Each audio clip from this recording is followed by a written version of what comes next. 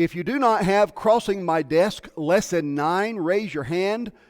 We've got a brother in the back who's going to make sure you get that. The date is last week. We began it last week, and we will probably not finish it today. There are several good points. But the idea of these classes called Crossing My Desk are that over the years, I have had so many great articles. I've heard other preachers preach sermons that were encouraging and strengthening, and I always thought, I want to get that to my brethren.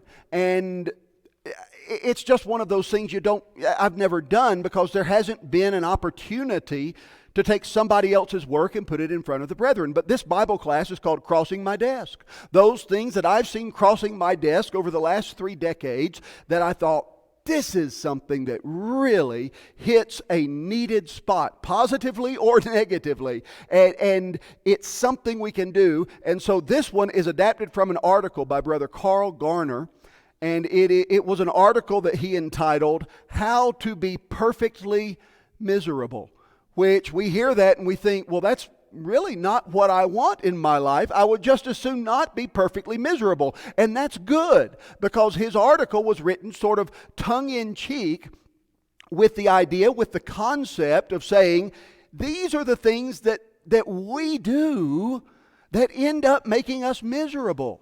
Because so often, so many of those things that cause us misery are things over which we have at least some control, at the very least our reaction to the things that take place to us. And so that's what this is about. It's tongue-in-cheek, but it is absolutely serious. How to be perfectly miserable. And we talked in the introduction about the fact that there are some people who it doesn't matter what's going on. They can find some way to be miserable. They just refuse to look at life through any lens besides, woe is me. Look how bad I've got it. Look how terrible this is for me. And there are other people who have equally bad things, as we would call them, happen in their life, whose attitude, whose mindset is, yes, this situation is not good,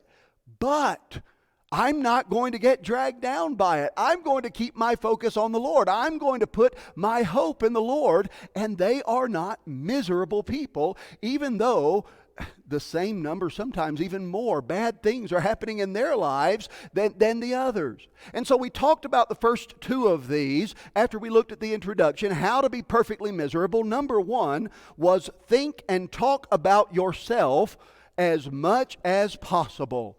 That is, make yourself the center of attention. Whatever's going on, I can top that story. Whatever problem you've got, I have a worse one. And so that's number 1 on the list. And we looked at passages telling us that's not what our Lord wants us to do. Number 2, to be miserable, measure your happiness by the amount of money or possessions that you own.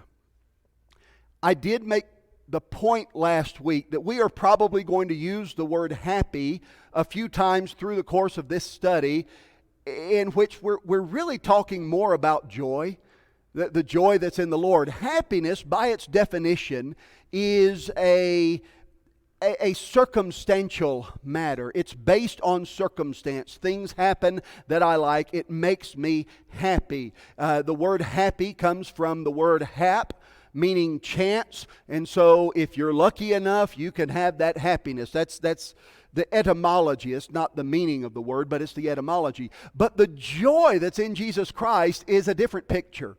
The joy that's in Christ is based on Him. It's based on His promises and what you and I have through Him. And so when we talk about this happiness, we're really talking about that joy in Christ that then allows us to that measure of happiness through Him, because of Him, based on who He is. But it's really based on that joy. But when we think about our happiness based on what we have, how much we own, folks, we're going to make ourselves miserable.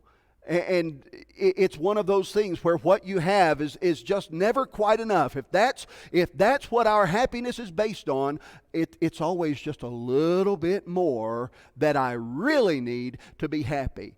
Is it wrong to be wealthy? No. What's our attitude? What's our mindset? How do we view it, and how do we live life if we have that wealth? And that's what it comes down to. So now number 3, here's where we'll pick up today. How to be perfectly miserable.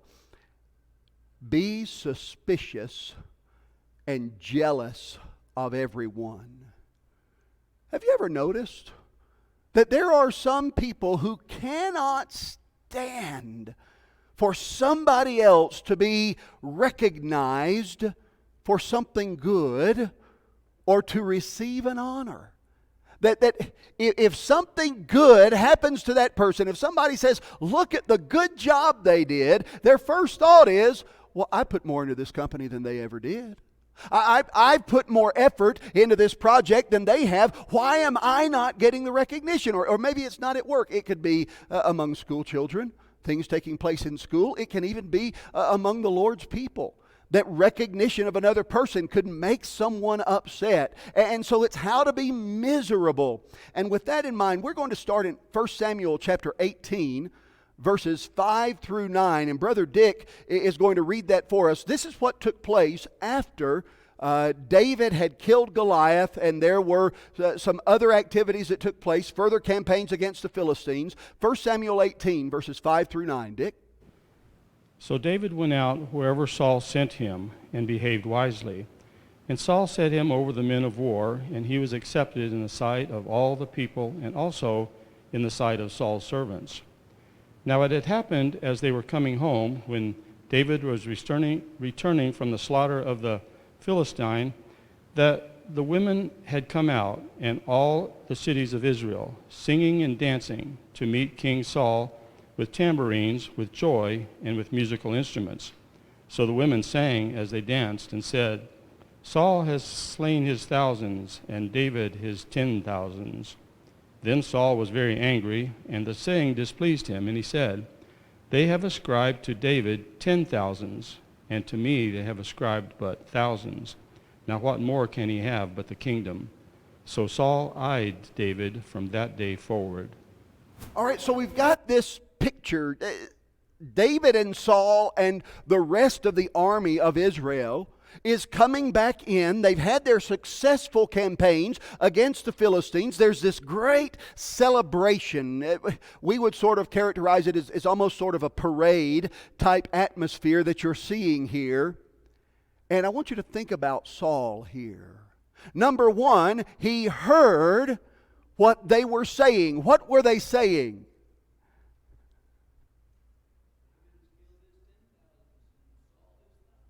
Oh, David has slain his 10,000s and Saul his thousands. Okay, time out.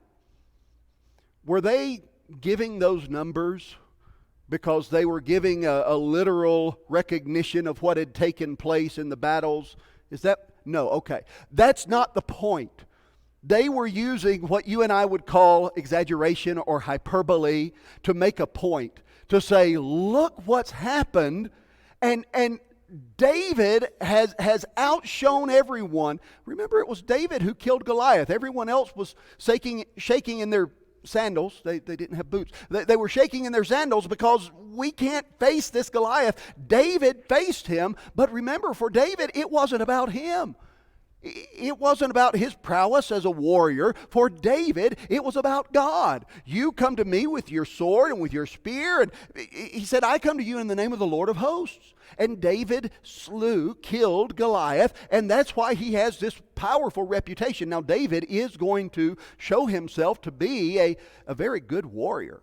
And some of that may have already been seen in some other instances here, but David is being recognized above Saul.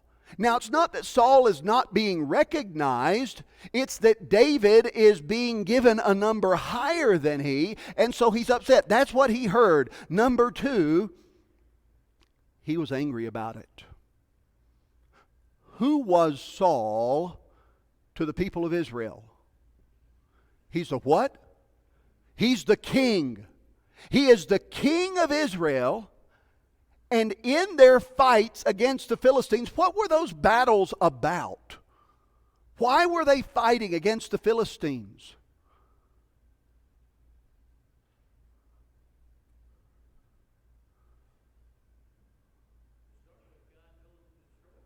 Okay, we can go back to the days of Joshua. And okay, God told them to get other people out of the land. Philistines are there in the land at this point. Their worship would be absolutely against everything God told the children of Israel. And as we're going to later see in Israel's history, it's going to be a problem for them from those others in that land, the different Canaanites. But the Philistines were warlike. The Philistines looked for opportunities to fight against Israel. Here you have the king who is mad because they have been successful in something that had to be done. He's angry. We won big. Their champion came crashing to the ground, completely disheartened them, and I'm mad because they're giving David this credit. Number 3, he was displeased by it. He was angry about it. He is displeased. This isn't good. I should be the one whose name is on the lips of all of the people. They should be talking about me, not about this upstart David. Next, he felt threatened by it. What did he say that shows us he felt threatened?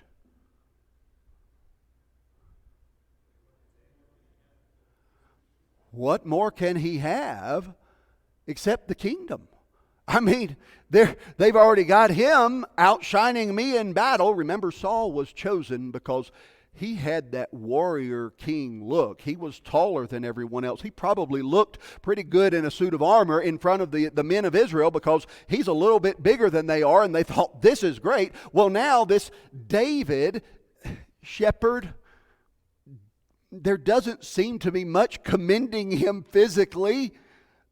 He is being talked about. Saul is, he's upset. He's threatened. What else can he have except the kingdom? And finally, he watched David jealously. What does that mean? He watched him. He eyed him or watched him jealously.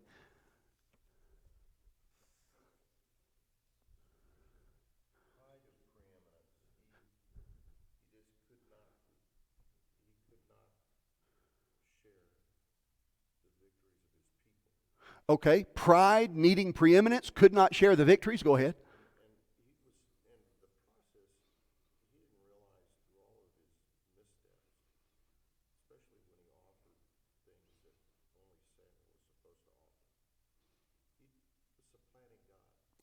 Okay, we're dealing with a king. Number 1, he's more right than he knows at this point. Because at this point, David has already been anointed to be the next king. But that happened behind Saul's back. Remember, Samuel was sent by God to the household of Jesse. Eventually, he anointed David to be the next king. And the reason for this is that Saul had disqualified himself because he wasn't willing to wait on God, to wait on Samuel, and so he offered sacrifices, and it wasn't his right to offer those, and God said, you're going to lose the kingdom. And then we see further things beyond that showing the same thing. Back in chapter 15, he was supposed to destroy the Amalekites, and they kept back the best of the things. He tried to blame it on the people. The people did this because they want to worship your God. Samuel, don't you understand this? And Saul has shown himself to be unqualified to lead God's people, and God's already said, I've chosen another man. Now, Saul doesn't know how far that's gone, but he can see something in David, and he can't stand the thought that David might be in the position that he considers his own and that of his family. He watches David jealously. He's keeping a close eye on him. He's watching him. Have you ever seen somebody who had somebody in their eye, as it were? They watch them closely. They're under a microscope because I'm going to see how they're going to stumble. I'm going to keep an eye on them, and maybe I'll even find some way to end their influence so I can have the influence I think I have. That's where Saul was. And so that's what we're talking about here, the idea of being suspicious of other people. Now keep that in mind. Somebody has the passage, Romans chapter 12, verses 6 through 10. It's over here. Romans 12, verses 10 through 16. I flipped that around on you. Go ahead and read that, please. Love one another with mutual affection. Outdo one another in showing honor. Do not lag in zeal. Be ardent in spirit. Serve the Lord. Rejoice in hope. Be patient in suffering. Persevere in prayer. Contribute to the needs of the saints. Extend hospitality to strangers. Bless those who persecute you. Bless and do not curse them. Rejoice with those who rejoice. Weep with those who weep. Live in harmony with one another. Do not be haughty, but associate with the lowly. Do not claim to be wiser than you are. Now you think about this list here in Romans chapter 12, which this is not the complete list in Romans 12. You could take that list in Romans 12 and teach a 13-week class easily. But love and affection, giving honor to others, being diligent in serving the Lord, a mind that's focused on our hope that is in Jesus Christ, being hospitable and giving, blessing and not cursing, rejoicing with those who rejoice, weeping with those who weep, not lifting ourselves above others. I mean, one thing after another after another. Tell me, where do suspicion and jealousy fit in what Paul said our life is supposed to look like? It doesn't. We cannot live that way. If we are suspicious and jealous of other people, then we're making ourselves miserable. And we're probably making a few other people miserable too. You know, those who are closest to us and around us the most, they're going to end up being drawn into this. So that's number 3. Number 4, how to be perfectly miserable. Be sensitive, easily offended, and impossible to be comforted. Now, I'm taking these main points straight from Brother Garner's article, and so I'm not looking at it either pulling a punch on it or trying to make something stronger than he did. These are the way he put it. Be sensitive, easily offended, and impossible to be comforted. Have you ever seen somebody who's looking for an insult or a slight in everything?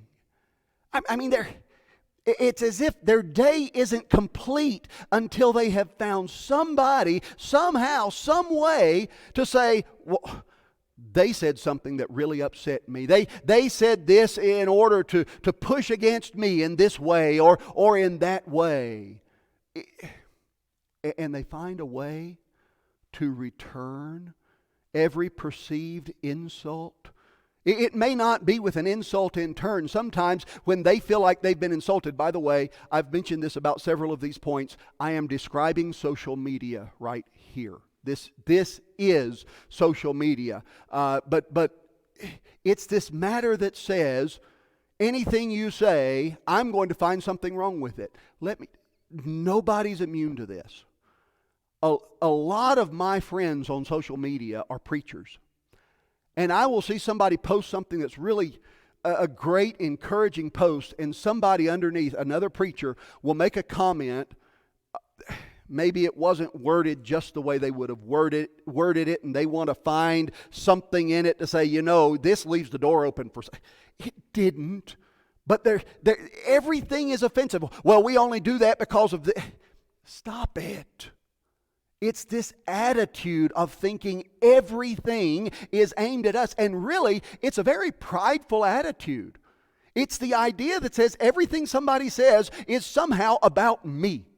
It's got to be aimed at me. And if you look at what passes for communication today, so much of it has turned into passive-aggressive barbs being passed back and forth because people think that's how you're supposed to communicate, because we thought somebody said something to offend us, so I'm gonna pop them back. Have you ever met somebody whose attitude was such that others had to walk on eggshells around them? Oh, be careful what you say around so-and-so, because they'll take anything personally. Have we ever been that person? Have we ever, either through personality or through a season of life, become that person who is looking for something wrong, some personal slight, and the minute we think it's there, whether it's really there or not, there's going to be a problem. And people realize they've got to walk on eggshells around us. And I'm saying this, and my wife raised her hand, and I'm nervous now. Go ahead. Okay, yeah. Now, they say that suspicion of others. Oh, I forgot how you got me all flustered now. Sorry. What is it? Suspicion of others. I lost it. We lost it. If it comes back, let me know. Yeah, whatever. I'd like to hear it. Oh, got it. Okay. Suspicion of others is based on knowledge of ourselves. And so if you're constantly, he's after me, they said that because of that. What is your heart that has you suspicious of everyone else? What are your intentions toward others? That's what I wanted to say. Suspicion of others is based on knowledge of ourselves. That's not original. I've heard it somewhere. Insecurities. Or insecurities. So this idea of always looking for somebody slighting me, we're really kind of projecting insecurity or what we know about ourselves onto somebody else. Absolutely, great point. And that's where Saul was. He knew he had displeased God. He knew what he had done and what God had said to him. God told Saul, I found somebody. Okay, if you want to know what got Saul upset, God said, I've found someone better than you. Men, how much do you like hearing those words? Now, Saul knew why. He had done wrong. First, the sacrifice, and then later Samuel had to tell him rebellion is as the sin of witchcraft in chapter 15 when he didn't follow God's instructions to destroy the Amalekites. Saul knew why, and he's projecting onto David. God already said this is going to happen, but Saul is upset, saying, I've got to keep my power, and David is after me. David's attitude, he didn't want to do anything to harm Saul.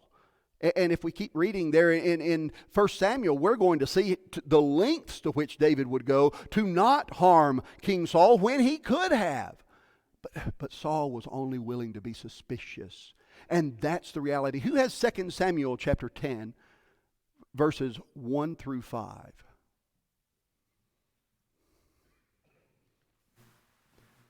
Second Samuel chapter 10, verses 1 through 5. This happened after David had become king.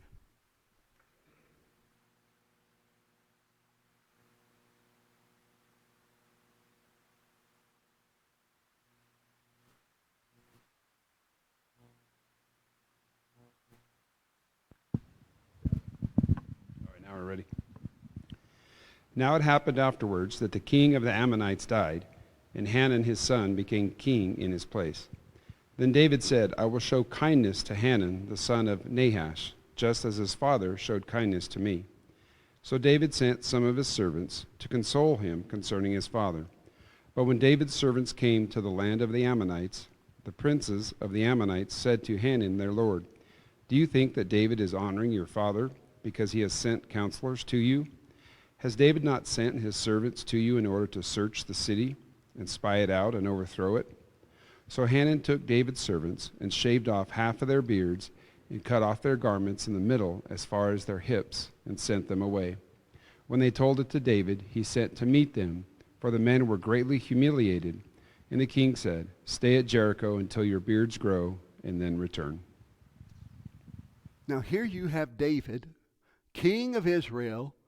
He hears that Nahash, king of the Ammonites, has died, and Nahash's son Hanan is reigning. Now, Nahash had shown some kindness to David when David had been having all of his trouble with Saul. So David thinks, I'm going to send some men to Hanan to comfort him. This has to be hard on him. Here he is. He's trying to reign as a king. He's just lost his father. This has got to be tearing him up.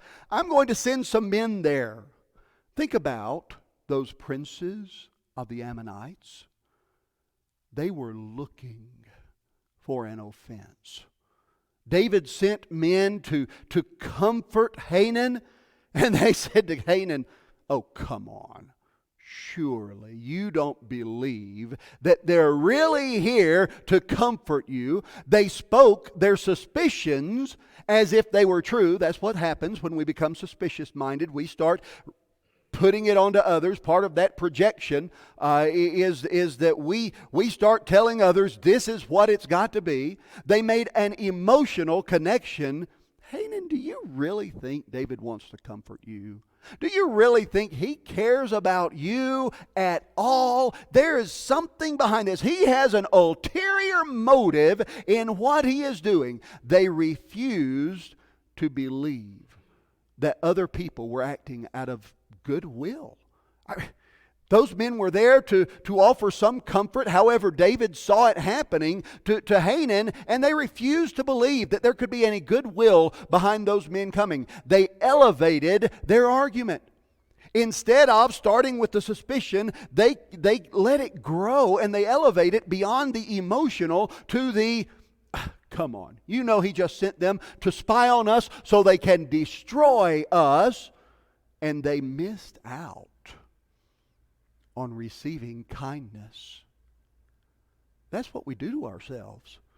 When we're suspicious-minded, when we're always looking for somebody's angle when they do something nice for us, when we're always acting as, I keep throwing out the word always, when we act as if anything someone says is somehow aimed at me and a slight against me, what we're doing is we are missing opportunities to see the kindness of other people demonstrated in our life for us, because we think, well, surely they've got some ulterior motive. Whether it's some darkness in us or that idea that there's something missing in us, that low self-esteem concept, whatever it is, it's this concept of there's got to be another reason. There's got to be something. Be sensitive, easily offended, impossible to be comforted. That's how to be miserable. Let's open our lives, let's open our hearts to other people. Instead of looking for the worst in what someone else may be doing, if they say something that we think, was that aimed at me? Think, no, they wouldn't do that. Someone says, well, at some point somebody will do that. At some point they'll keep doing that. It will become impossible to miss. I get it. Tell me, as a Christian, how does that change what our behavior ought to be? Whether they meant it or not. It doesn't. Let's not buy into the way of the world that says they've slighted me. I've got to go tell others how they did it so we can get our group together and get ready for war. By the way, that's what happened in 2 Samuel chapter 10. Because they realized, hey, we sent David's servants home shaming them. David's going to be upset. Let's get our men of war together. We don't have enough. Let's hire some mercenaries from some outlying groups so that we have enough. David and Israel see that arms race going on among the Ammonites. David says, get the men ready. And it didn't have to be that way. David wasn't planning a strike against the Ammonites, but they decided we'd better get our army up. David says, wait a minute, they're planning something here. They sent my men home shaming them. Now they're building up their army. We're about to have a problem. They ended up at war. By the way, it seems that in 2 Samuel chapter 11, when the kings went out to war, it was still the Ammonites that Israel was fighting when David stayed home and had the whole issue with Bathsheba that we remember him so badly for. Look at how this grew and spiraled. How terrible. But as Christians, we are to be a people who love. Love suffers long and is kind. Love does not envy. Love does not parade itself, is not puffed up, does not behave rudely, does not seek its own, is not provoked, thinks no evil, does not rejoice in iniquity, but rejoices in the truth, bears all things, believes all things, hopes all things, endures all things. Love never fails. That's where you and I ought to be.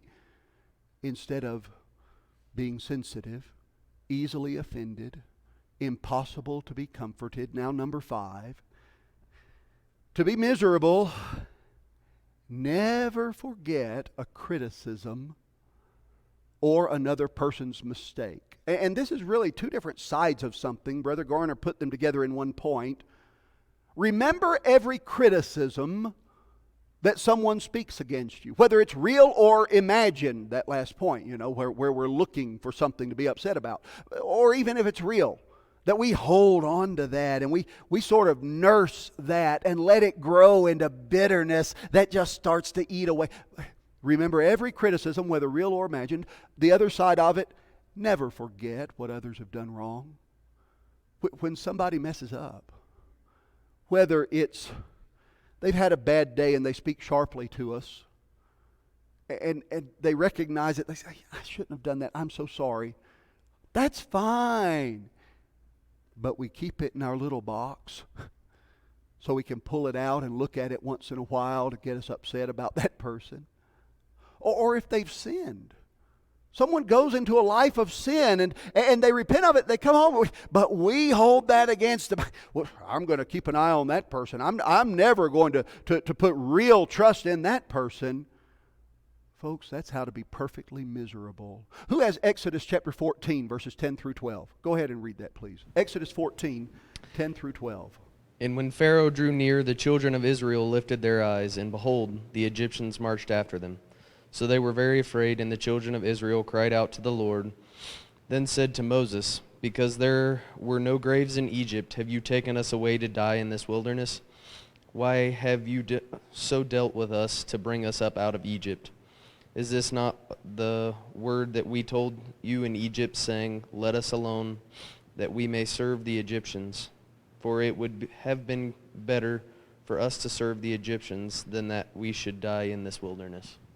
Now think about the people of Israel here. They have just seen 10 plagues brought against Egypt. 10 plagues that have taken them from total abject slavery to we're on our way out because God has shown His power. And in front of them there's the Red Sea. Behind them is what? The army of Pharaoh, the Egyptian army. Suddenly they say, we've got a problem here. Yes, we've watched these 10 plagues, and when you get to the end of the plagues, God shows His hand in it by allowing the plagues to go against the Egyptians, and the people, the Hebrews, the people of Israel are kept safe in it. And so they've seen that.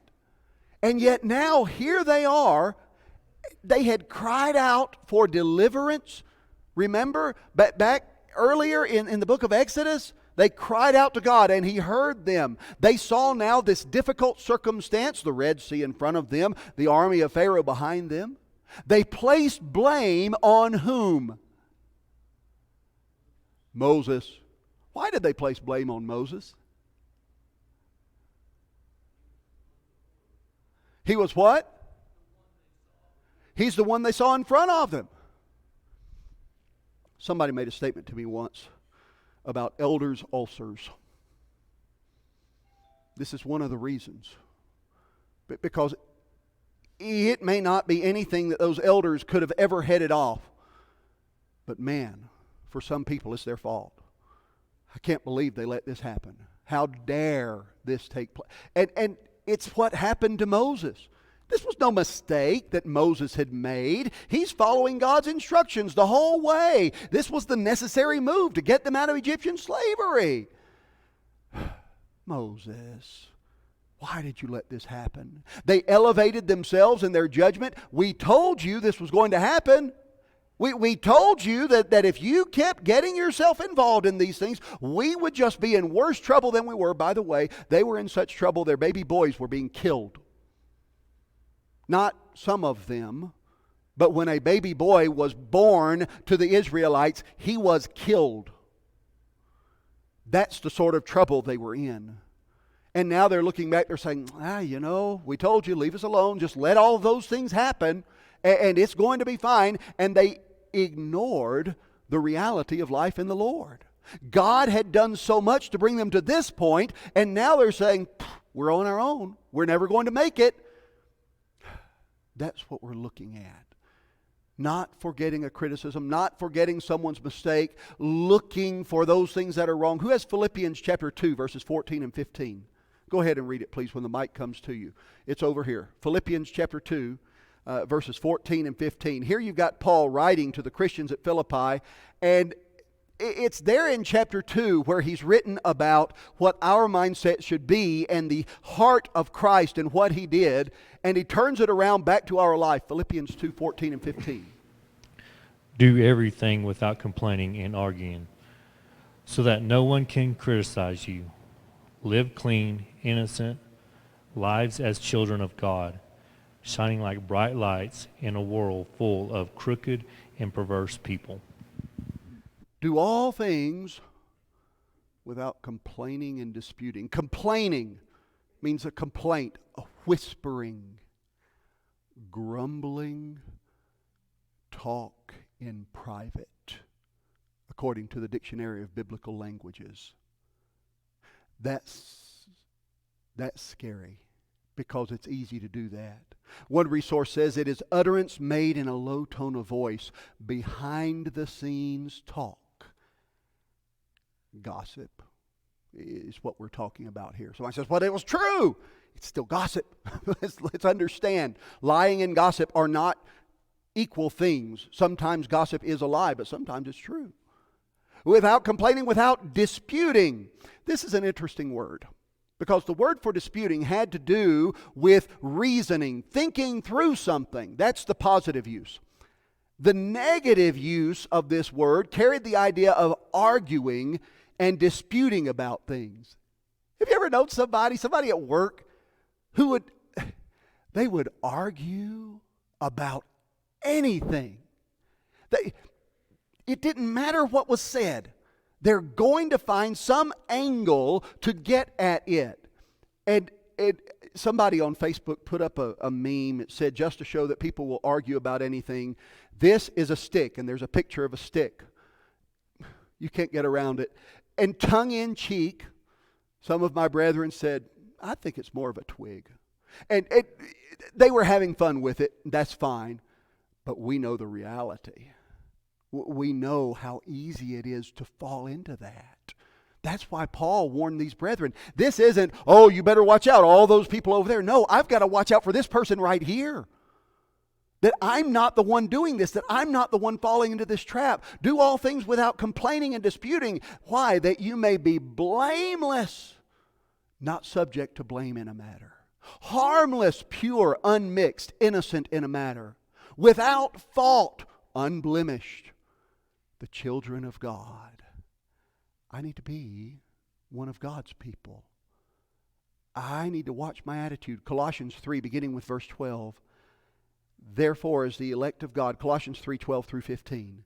Therefore, as the elect of God, holy and beloved, put on tender mercies, kindness, humility, meekness, long-suffering, bearing with one another and forgiving one another. If anyone has a complaint against another, even as Christ forgave you, so you also must do. But above all these things, put on love, which is the bond of perfection, and let the peace of God rule in your hearts, to which you are also called in one body, and be thankful. That's an instruction for me. That's an instruction that every Christian needs to take personally. We can't be a people who are zeroing in on what we think is wrong in someone else, or if they think that if they've criticized us, or we at least think they do, that we hold on to that for those troubles and struggles, and be able to say, well, look what they said. Don't. But let's be a people who are forgiving.